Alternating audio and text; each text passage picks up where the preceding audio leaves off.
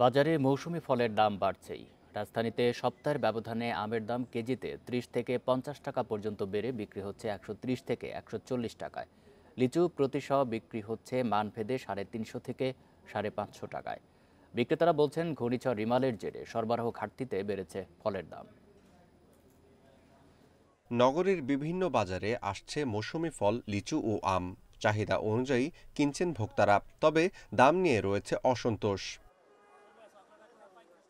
গেল সপ্তাহে মানভেদে প্রতি কেজি আম ছিল ৯০ থেকে ১০০ টাকা, যা এখন বিক্রি হচ্ছে ১৩০ থেকে ১৪০ টাকায়।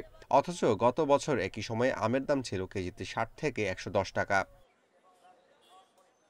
এবার লিচুর দামও বেড়ে প্রতি শ বিক্রি হচ্ছে মানভেদে ৩৫০ থেকে সর্বোচ্চ ৫৫০ টাকায়। কাঁঠালের সরবরাহ এখনো কম। গত এক সপ্তাহ আগের থেকে ১৫০ টাকা ১০০ টাকা পার শত বেশি। আর এখন তো লিচু আমের দাম থাকার কথা কম, এখন আমের দাম বেশি। আম ১৪০ টাকা ১৩০ টাকা কেজি। যারা চাষ করতেছে, যারা পাইকার, তারা কিন্তু ১ টাকা পার পিস পাচ্ছে, আর আমরা ঢাকা থেকে ৪ টাকা পার পিস কি কিনে খাচ্ছি। হ্যাঁ, মাঝখান থেকে ২ টাকা কি। দাম বাড়ার কারণ হিসেবে ঘূর্ণিঝড় রিমালকে দায়ী করছেন বিক্রেতারা। তাদের দাবি, ঝড় বৃষ্টিতে সরবরাহে ঘাটতি দেখায় বেড়েছে ফলের দাম। এই ঝড়টা হওয়ার পরে অনেক লিচু ক্ষতি হয়ে গেছে, বাগান অনেক লিচু নষ্ট হয়ে গেছে। তা এখন থেকে মুকামি মূল্য বর্তমানে আমার কিনা লাগে ৪০০ টাকা কিনা লাগে। আম বলে আপনার ১২০ টাকা পাইকারি কিনতে আছে, ক্ষেত্রেরা বিক্রি করতে আছে প্রায় ১৫০-১৪০ টাকা।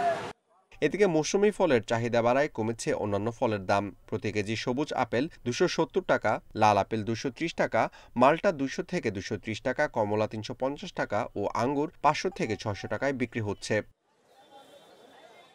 Amirul Islam, independent news, Dhaka.